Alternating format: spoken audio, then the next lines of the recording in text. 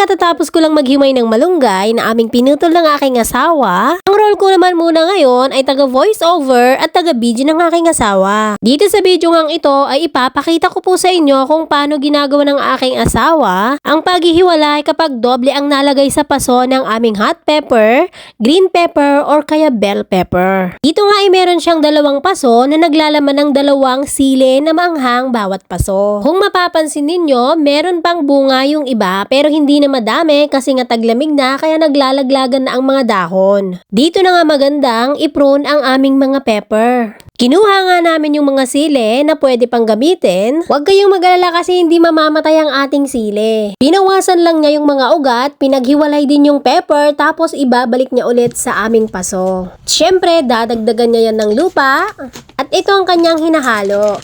Organic fertilizer. Tablespoons.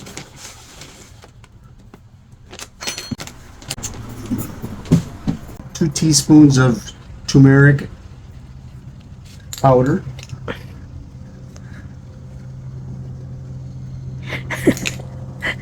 He's making a dirt biryani. I'm making a dirty video.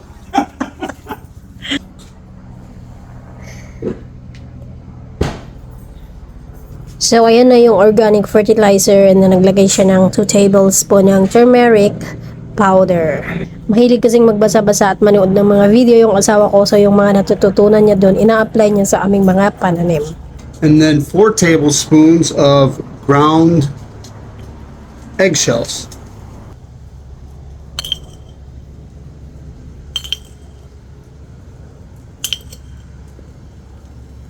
Where we get them from. Says of, mixed it all together. Yan po yung ginagawa ng aking asawa, kaya naman madami kaming na-harvest na mga hot pepper. Kapag nakasurvive na ang mga ito sa paso, at pag medyo malaki na rin ang mga sibol, tsaka naman niya ngayon ililipat sa ground mismo. Mas maganda at mas madami kasing bunga pag paisa-isa lang at hindi doble ang pagtanim. Pagdalawahan nga kasi ang pagtanim, yung mga ugat ay hindi masyadong makahinga. Yun ngang nilipat niya sapat nung nakaraang linggo, ilang araw pa lang nun ang nakakalipas, ay meron na silang maliit na dahon tapos ang dami na nilang bulaklak. Ito nga ang lagi niyang ginagawa.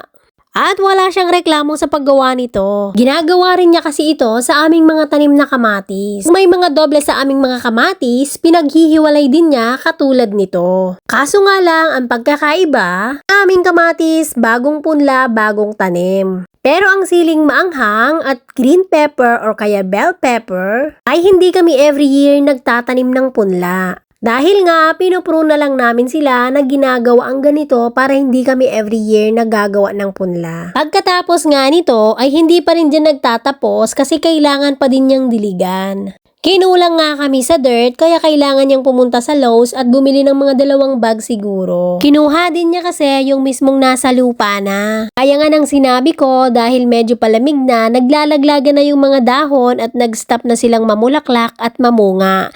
Kahit meron pa silang mga onting bunga. And the rainwater we collect too.